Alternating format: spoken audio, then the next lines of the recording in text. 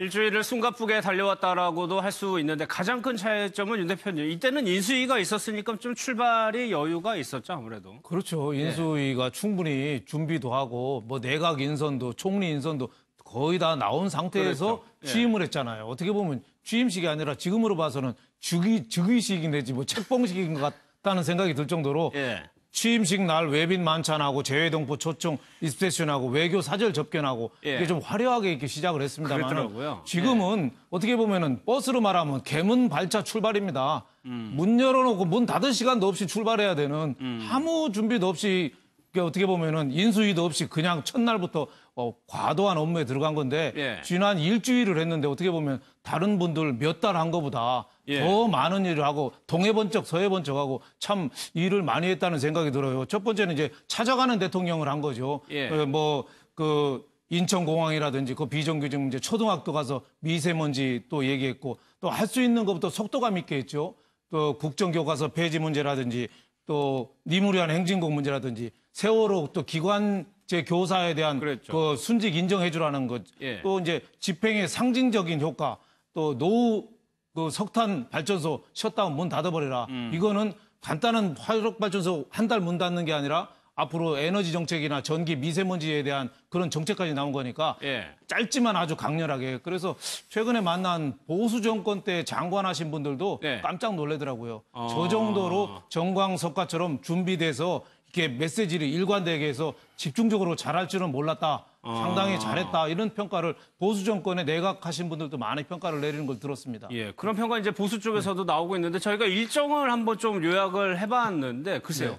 박근혜 전 대통령이 공식 일정이 적은 건 알고 있었는데 진짜 좀 적더라고요. 취임 첫 주만 하더라고. 그렇죠. 그러니까 박근혜 정부는 당시 뭐 충분하게 이제 인수위가 있었기 때문에 나름대로 뭐 준비를 철저히 하고 그리고 완전 뭐 미리미리 다 했기 때문에 뭐 일정이 조금 여유 있게 간 측면도 있습니다만은 그럼에도 불구하고 지금 문재인 정부하고 상당히 대비가 된다는 거죠. 그러나 문재인 정부 같은 경우는 상당히 그 앞서도 말씀하신 것처럼 이 지금 인수위도 없는 상태에서 이 바로 지금 당선된 그날 첫날부터 바로 대통령으로 임기를 시작하는 거였기 때문에 상당히 많은 분들이 상당히 좀 불안해했던 것도 사실이었거든요. 그런 측면에서 본다고 한다면 문재인 정부가 지금 상당히 그 초기에 이 지금 소프트 랜딩을 제대로 잘했다는 생각이 들고요. 저는 이 지난 일주일간을 어떻게 보면 영화 옛날에 고스트버스터라는 영화 아시죠? 유령을 쫓는다, 뭐 막아내는 뭐 그런 사람이라는 생각, 그런 영화, 그런 제목인데 저는 이번 일주일을 어떻게 보면 문재인 대통령 입장에서는 포비아 버스트가 아닌가. 문재인 포비아, 문재인 공포증에 대한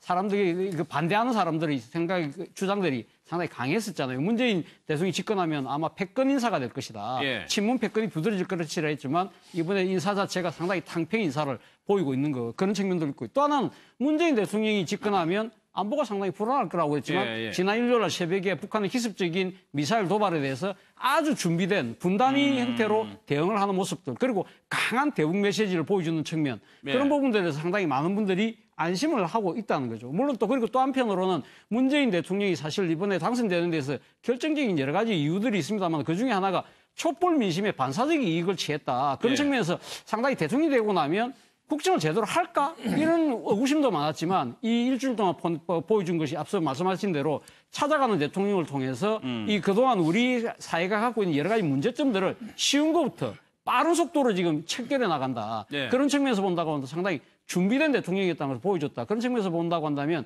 지난 일주일은 문재인 대통령을 둘러쌌던 여러 가지 공포증을 깨부수는데 상당히 효과를 냈던 한 주가 아닌가 생각이. 물론 박근혜 전 대통령이 취임했을 때도 당시에 뭐 희망 섞인 목소리들이 많긴 했습니다. 지금에 와서 보니까 차이점이 굉장히 많은데 배 의원께서 보시기엔 글쎄 인사였을까요? 어떤 점이 가장 조금이라도 안정감을 줄 수 있었다고 좀 보세요? 저는 그 문 대통령께서 취임하시고 일주일 동안 뭐 키워드를 3가지 정도로 만약에 줄여서 얘기를 한다면 위로와 소통과 안심이었다는 생각이 좀 들었습니다. 그러니까 위로라는 건 국민들께서 지난 뭐 수개월 동안 사실 국정 공백 속에서 정말 어려움이 많았었는데 그런 새로운 나라가 제대로 만들어질 수 있을까에 대한 걱정들을 많이 하신 상태를 예컨대 세월호 기간제 교사들의 순직 인정이라든지 그다음에 또 이 수석 비서관들과 이 재킷을 벗은 채 커피를 마시면서 산책하고 소통하면서 권위를 낮추는 모습 그러면서 국민들과 소통하는 모습을 좀 보이셨고 예. 그다음에 또 한 가지 안심이라는 건 금방 우리 차 교수님께서 말씀하신 것처럼 예를 들어서 북한과의 관계에 대한 어떤 걱정이라든지 안보 문제, 외교 문제 이렇게 산적돼 있는 과제들을 새 정부가 잘할 수 있을까라는 걱정들을 아마 모든 국민들이 하셨을 텐데 예. 뭐 외교 특사를 뭐 바로 이렇게 또 내보내시는 문제라든지 또는 미사일 발사에 대한 NSC 대응이라든지 이런 측면에서 좀 세 가지 박자를 잘 갖춘 부분들이 국민들에게 위로가 되고 또 안심이 되면서 예. 앞으로도 소통하는 대통령과 우리가 함께 국정을 좀 그 박자를 맞춰서 갈 수 있겠구나 예. 이런 의미들을 좀 남긴 것 같습니다. 평가가 일단 좋은데 선 변호사님께서는 혹시 흠잡을 만한 데는 없었나? 그런 부분은 없었나요? 뭐 이게 비판을 위한 비판을 하면 안 되니까 예. 현재까지는 이게 제가 봐도 상당히 긍정적으로 보이고요. 예. 저는 이게 가장 인상적인 게 두 개인데 하나는 이게 바로 현장 행보입니다. 현장 행보. 왜냐하면 이게 그 현장에 가야만 생생한 목소리를 들을 수가 있어요. 예. 현장에 안 가면 이게 일방적인 지시밖에 안 되잖아요. 항상 이게 남의 목소리를 경청해야만 마음을 얻을 수 있다. 예. 이게 그 장자의 노는 이청 덕심. 항상 이게 경청함으로써 마음을 얻는 이런 이제 이청 덕심의 행보가 상당히 와닿고요. 예. 그다음에 두 번째는 공개적인 업무 지시입니다.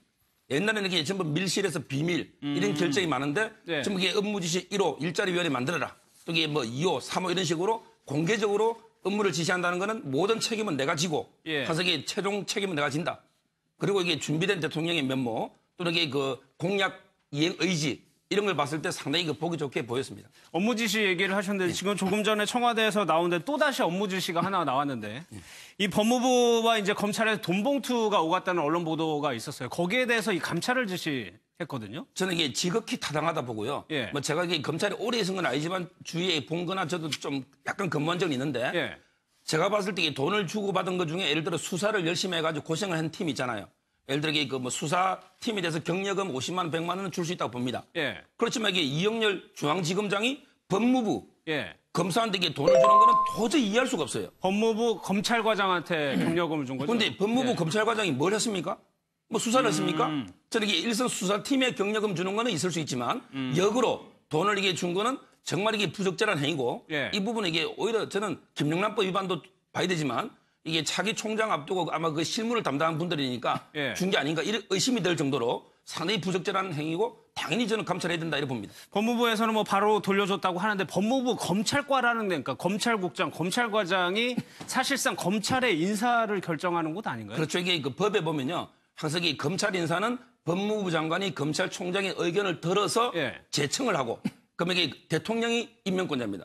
법에 그렇게 되어 있습니다. 예. 그런데 여기서 가장 중요한 게 실무부서는 법무부 장관이 제청인데 이게 하는 게 검찰국이고 예. 또 이게 차기 검찰총장 구성할 때 검찰국장은 당연직 위원으로서 실무 간사입니다. 따라서 이게 큰 영향을 주는 거죠. 그래서 이게 부적절하다는 겁니다. 예, 그래서 돈을 줬다는 건데 지금 법무부 장관, 검찰총장 다 공석인 거죠. 그렇죠. 자관 체제죠. 그러니까 검찰청이요. 다른 뭐 국세청이나 뭐 조달청이나 관세청이나 이런 데는 청에서 자체적으로 인사권을 가지고 있어요. 그렇죠. 근데 예. 검찰청은 검찰이 힘은 센데 인사권이나 돈줄이나 이거는 법무부 검찰국에서 주로 갖고 있어요.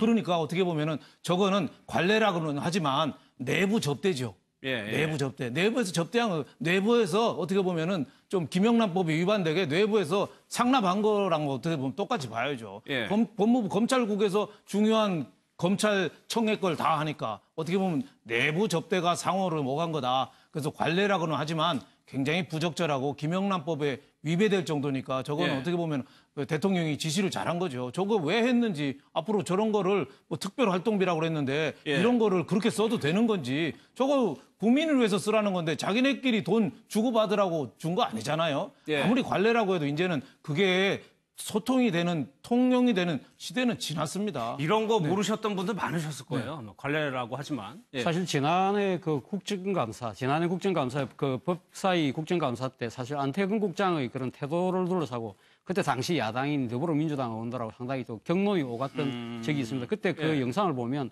안태근 국장이 상당히 좀 위에 그 의회에 대해서 상당히 오만방자한 듯한 그런 모습을 보여서 구설수에 올랐던 적이 있거든요. 그런데 그 뒤에 특검 조사에서 안태근 국장이 당시 우병우 민정수석의 처가 이야기들 그 뒤에 또 계속 최순실 국정 게이트가 일어나고 난 그 상황에서 무려 3개월 동안 1000번의 그렇죠. 통화를 했다는 거 아닙니까? 예. 하루에 3번씩 통화를 했다고 그러는데 거기에 대해서 이영렬 중앙지검장이 이 우병우 전 수석에 대한 수사를 하면서 안태근 국장에 대해서 일체 조사를 하지 않았어요. 그런데 2차 구속영장이 기각되고 우병우 수석에 대한 2차 영장은 서울중앙지검에서 청구했던 거 아닙니까? 예, 예. 그것이 기각되고 나자마자 바로 직후에 두 사람이 만났다는 그 자체가 시점 자체가 적절치 않았다는 거죠. 그렇죠. 그리고 또 한편으로는 앞서도 뭐 여러분들 말씀하셨지만 이 그 안태근 국장이 뭐 또 이 그 이영렬 그 중앙지검장 밑에 같이 갔던 동석했던 부장들한테 나름대로 경력금을 준 측면은 예. 어떻게 보면 검찰을 감독하는 법무부의 고위 간부가 그동안 수사를 격려하는 차원에서 줄 수는 있다고 볼 수 있지만 예. 이영렬 중앙지검장 입장에서는 법무부 감찰국과 그 직원들은 자신을 감독하는 기관이거든요. 그럼에도 불구하고 돈을 줬다는 건 이영렬 중앙지검장이 뭐라고 이야기했습니까? 아, 검찰 선후배지간이니까 그래서 나는 검찰이 선배로서 줬다는 이야기거든요. 그러나 이런 공과 사를 분명히 구별을 해야죠. 예. 어떻게 앞서도 다들 이야기하셨지만 이 법무부 검찰국이 앞으로 이영렬 중앙지검장의 만약에 검찰총장의 그런 인선이나 이런 데도 상당한 입김을 작용할 수 있는 상황이거든요. 예, 그렇다고 한다면 상당히 부적절한 거래일 수밖에 없는 거고요. 예. 저는 이 사건을 보면 또 하나 느끼는 것은 이번에야말로 법무부가 이제는 그 일종의 민간화 돼야 된다는 생각이 든다는 겁니다. 예. 지금 법무부 같은 경우는 법무부의 주요 요직들이 전부 다 검사들이 다 와 있어요.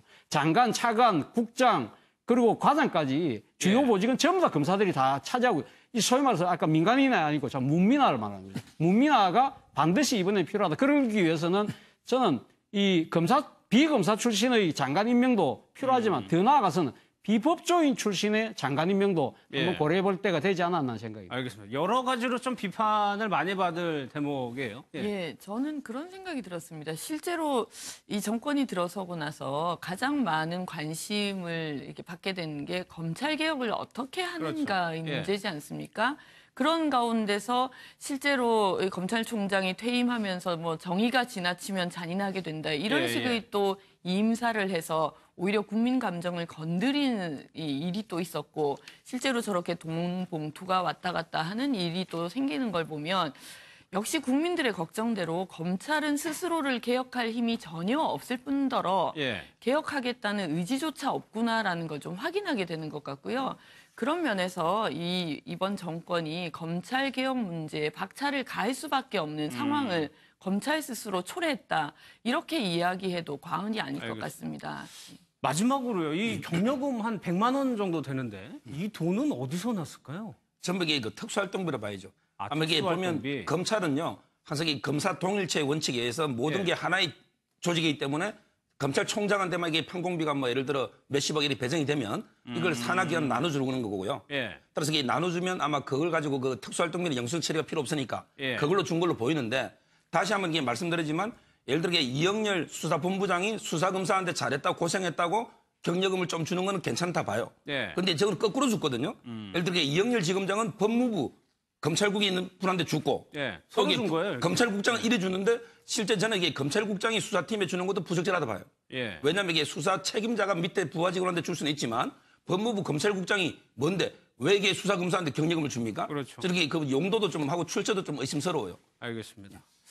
국회 관계도 한번 살펴보겠습니다. 문재인 대통령 같은 경우는 취임한 날 이제 국회를 바로 야당을 방문하고 그랬었는데 박근혜 전 대통령 당시에는 꽤 시간이 걸렸던 것 같아요. 그렇죠. 예. 박근혜 전 대통령은 취임 47일 만에 야당 지도부와 첫 오찬했잖아요. 예. 그리고 취임 6개월 후에 여야 대표와 첫 3자 회담을 그때 한 적이 있었죠. 근데 이제 문재인 대통령은 취임 첫날 전격적으로 현충원 간 다음에 바로 야당 한국당으로 사당을 갔죠. 찾아갔죠. 예. 그래서 야당이 깜짝 놀랄 정도로 찾아가고 오늘 또 19일 날 다음 주 초입니다만 그때 취임 열흘째 되는 날 여야 5당 원내대표를 청와대에 초청해서 오찬회동을 가진다 뭐 이렇게 예. 나왔습니다. 그러니까 문재인 대통령의 그 행보는 상당히 정광석하고 소통을 하고 협치를 하고 여기에 대해서 포석이고 참 좋은 모습을 보여주는데 내가 보기에는 이제는 저 비교표 같은 것도 이제는 예. 박근혜 전 대통령하고 하지 말고 노무현 전 대통령 때 하고 지금하고 좀 비교해야 된다. 예. 박근혜 전 대통령은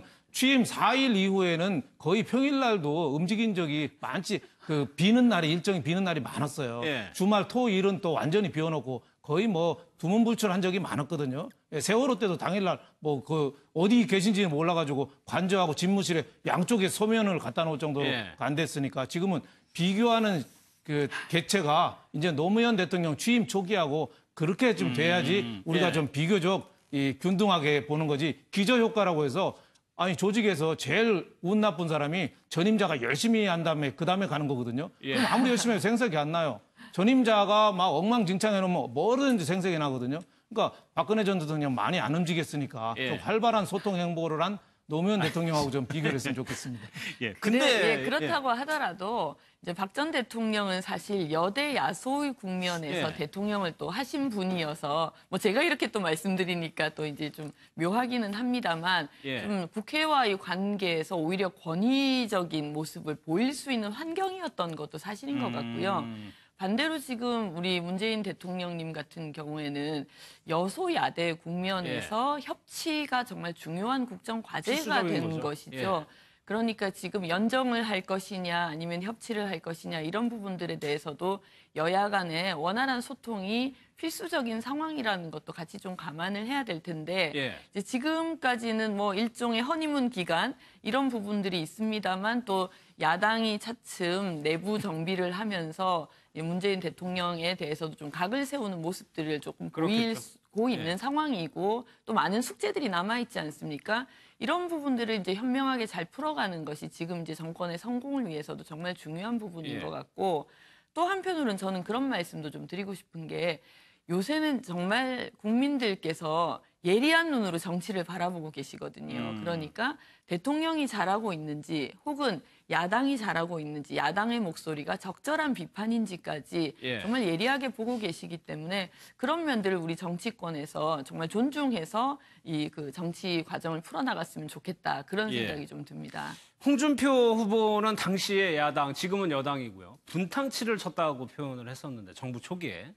그 비판이 합당한가요? 그때도 야당에서 정부조직법인가요? 그것 때문에 안 만나겠다 이런 얘기를 좀 했던 것 같은데. 사실 뭐 그때 박근혜 전 대통령이 취임 그 하기 직전에 인수위에서 사실 그 정부조직법 개편안을 강하게 밀어붙였지 않습니까? 예. 그런데 그런 부분에 대해서 야당과의 그런 의견을 조율하는 부분에 있어서 저는 좀 협치할 만한 마음 자체가 안 돼 있었다. 일종의 그러니까 수적 우위를 가지고 조금 이 야당을 좀 등한시하고 그리고 조금 이 자신의 그 힘의 그 논리로 좀 밀고 가려는 듯한 그런 측면에서 본다고 한다면 그때 야당의 반발을 자초한 측면이 분명히 있었던 거거든요. 그런 부분들에 대해서 문제도 있었고 또 한편으로는 박근혜 전 대통령 스스로가 인사를 여러분들을 낙점을 했는데 그분들이 다 하자가 많으신 분들을 또 했었잖아요. 그런 부분들에 대해서 야당 입장에서는 당연히 비판 안 할래 안 할 수밖에 없는 그런 상황이지 않겠습니까? 아무리 미룰 기간이라 하더라도 하자 있는 사람이 국정의 주요한 부분을 맡을 수밖에 없는 그런 상황을 야당이 그냥 앉아서 보고 바라보고 있을 수만은 없는 거 아니겠습니까? 그런 부분들에 대해서 박근혜 전 대통령 그때 당시 야당이 결국은 내가 지금 뭔가를 하려고 하는데 사사건 그 발목을 잡는 것을 벌써부터 시동을 거는 것이 아니냐. 그러면서 서로의 불신을 상당히 강조하는 그런 측면에서 본다고 한다면 저는 뭐 야당도 뭐 그렇게 그 비판을 그렇게 그러니까 당시 여당 여권에 몸담은 분들 입장에서는 비판할 수밖에 없지만 저는 아무튼 집권 측에서 조금 그 빌미를 제공한 측면이 더 많은 것이 아닌가 하는 생각입니다. 알겠습니다. 이제 청와대의 인사들과 이제 속속되고 있는데 청와대 이번에 문재인 정부 사람들 들어가 봤더니 컴퓨터를 이제 열어봤을 거 아닙니까? 텅 비어 있다라고 표현을 했는데 그래서 일단 이게 법적으로 문제는 없는 겁니까? 법적으로는 이게 전혀 문제가 없고요. 왜냐하면 이게 그 인수인계에 대해서 뭐 의무를 부과하는 이런 이제 규정 자체가 없어요. 따라서 이게 그 법적으로 뭐 처벌 조항은 없고 다만 이제 이거 뭐 무단으로 폐기했다든지 이거는 10년의 징역 그거는 처벌 조항이 당연히 있는 거고. 그런데 오히려 이게 또 법에 보면 이렇게 돼 있습니다. 왜냐하면 이게 인수를 완료한 거는요. 오히려 이게 컴퓨터를 갖다가 완전히 복구가 불가능하도록 폐기해라. 이게 뭐냐면 이게 그 비밀 공무상 비밀 유지나 이런 것 때문에 오히려 이게 시행령에는 그래 돼 있거든요. 따라서 이게 빈 하드 컴퓨터 주는 게 오히려 이게 법에는 적합한 거예요. 왜냐하면 이게 복구 불가능하도록 폐기하라고 법이 돼 있는데. 그게 국가기록원으로 이전하게 되면은 그렇게 해야 된다는 말씀이시죠? 그렇죠. 이게 왜냐하면 이게 법이 좀 잘못된 게 두 가지 법이 있는데요. 바로 이게 대통령 기록물 보호에 관한 법이 있고요. 관리 법률이. 그다음에 포괄적인 공공기록물 관리법이 있는데. 그런데 이제 대통령 기록물 법이 특별법이에요. 근데 그 법에 규정이 없으면 공공기록물법을 준용하거든요. 그런데 공공기록물법 시행령에 보면 인수가 완료되면 폐기해라. 이게 법의 시행령이 그렇게 돼 있어요. 근데 저는 이게 입법적으로 문제가 있는 게 대통령 기록물은 특별한 규정을 두게 됩니다. 뭐냐면 이게 대통령 기록물은 지정 기록물로 된 거 있잖아요. 왜 30년간 제가 보호하는 이거는 폐기하는 게 맞아요. 왜 그런 게 비밀 유지 때문에. 근데 이게 누구나 볼 수 있는 거 있잖아요. 대다수 일반 기록물. 이거는 제가 보기에 그냥 폐기하라 이거보다는 뭔가 이게 컴퓨터에 남겨놓고 후임 정부가 참고하는 게 왜 누구나 볼 수 있는 이거는 공개해도 아무 문제 없는 거 아니에요. 이거는 이게 굳이 폐기하라는 법을 준용할 게 아니고 오히려 이게 저는 특별한 규정을 대통령 기록물법 시행령에 신설해야 된다. 이렇게 봅니다. 그러니까 법적인 미비, 그러니까는 지금 청와대도 법적으로 뭐 책임이 없는 겁니다. 전임 정부도 그냥 매뉴얼대로 한 거라고 할 수도 있어요. 그렇죠. 지금 뭐 청와대 입장에서는 그 부분에서 법적 뭐 이런 그 위반 여부에 대해서는 그렇게 뭐 이렇게 뭡니까 일종의 그 이야기를 하지 않는 측면이 있습니다만 그럼에도 불구하고 사실 이 법을 노무현 대통령 집권 시절에 만들었던 거거든요. 노무현 대통령이 상당히 기록에 대해서 나름대로 역사적인 상당히 중요성을 아주 강하게 인식했던 분이고 뭐 또 이지원이라는 시스템을 만들어서 모든 것을 다 이렇게 저장할 수 있도록 만들었는데 그러면서 그때 당시 그러니까 이걸 갖다가 법으로 강제를 한 거죠. 강제를 하면서 이런 문제들에 대해서 예를 들면 대통령 기록물로 지정한 거 말고 나머지 것들은 또 어떻게 해야 된다는 부분에 있어서 그거는 뭐 법적으로는 하진 않았지만 별도로 온라인상에서 인수인계 부분만 그 시스템을 따로 만들어서 상당한 기록물을 남겨가지고 후임 정권에 넘겨준 측면이 있거든요. 그렇기 때문에 지금 이번에 그 문재인 대통령 같이 들어간 청와대 관계자들 같은 경우는 당시 2008년도 초에 이 청와대를 떠나올 때 자신들이 온라인상에서 인수인계하면서 넘겨줬던 문건의 양을 생각했을 때 너무 터무니없이 적다는 거죠. 이렇게 한다는 건 결국은 뭔가 전임 정부가 상당히 최순실 국정 게이트라든지 이런 자신들이 캥기는 부분들에 대해서 무조건 다 없애고 나간 것이 아니냐는 그런 의구심을 합리적으로 할 수밖에 없는 그런 상황이라는 거죠. 그렇죠. 문재인 대통령도 그렇고 자료를 남겨놓고 와본 경험이 있으니까 실제 들어가면은 기대치가 있었는데 전혀 없으니까 좀 당혹스러운 측면이 있었겠네요. 그렇죠. 특히 이번에는 탄핵 사태를 빚어가면서 오랫동안 어떻게 보면은 지울 수 있는 시간이 또 충분하게 어떻게 보면 그렇죠. 정권이 완전히 그냥 폭삭 망하고 새로운 정권이 오는 게 거의 기정사실화가 됐으니까 어떻게 보면은 많이 지웠다고 봐야겠죠. 근데 과거에도 또 그 노무현 정권이 물러나고 참여정권 다음에 이명박 정부라고 초기에도 그 많이 싸웠어요. 다툼이 있었죠. 이지원 청와대 시스템을 만든 이 시스템을 봉하마을로 가져갔다고 그래서 그때 이명박 정권도 많이 좀 갈등을 빚었는데 저런 면에서 보면은 이게 옹고지신이라는 말 있잖아요. 옛 것을 좀 살리고 새롭게 좀 하려면은 옛 자료를 계속 남겨둬서 그걸 발전시켜야 되잖아요. 근데 싹둑싹둑 자르면은 이게 결국은 누가 손해겠습니까? 국민들이 손해보는 거죠. 조선시대는 그 사초 기록이 하다못해 임금이 나 사냥하다 말에서 떨어진 거 사관 너 나 말 떨어진 거 창피하니까 쓰지 마. 그런데 쓰지 말라는 것까지 다 써서 지금까지 사초의 기록이 남아 있잖아요. 그럴 정도로 역사를 제대로 좀 기록해서 하나하나 토시까지 그 후임 대통령이나 정권이 좀 보고 좀 벤치마킹하고 좀 발전시켜야 되는데 5년마다 다 잘려버리고 새로 시작한다는 거는 국가적으로 봐서는 굉장한 불행이죠. 그래서 국가기록물관리법이나 이런 것도 좀 개정할 건 개정하고 또 지난 정권에서도 뭐 문서 파쇄기를 26대나 동시에 사가지고 그거 다 지운 거 아니겠습니까? 그런 점은 조금 다시는 이런 일이 없고 지금이라도 되살릴 거는 좀 뭐 30만 건이나 되니까 좀 많이 좀 되살리는 조치를 좀 강구했으면 좋겠습니다. 말씀하신 대로 최순실 게이트 때문에 혹시 중요 문서 관련된 문서들을 파기한 거 아니냐. 문서 파쇄기 때문에 그런 논란이 좀 있었습니다.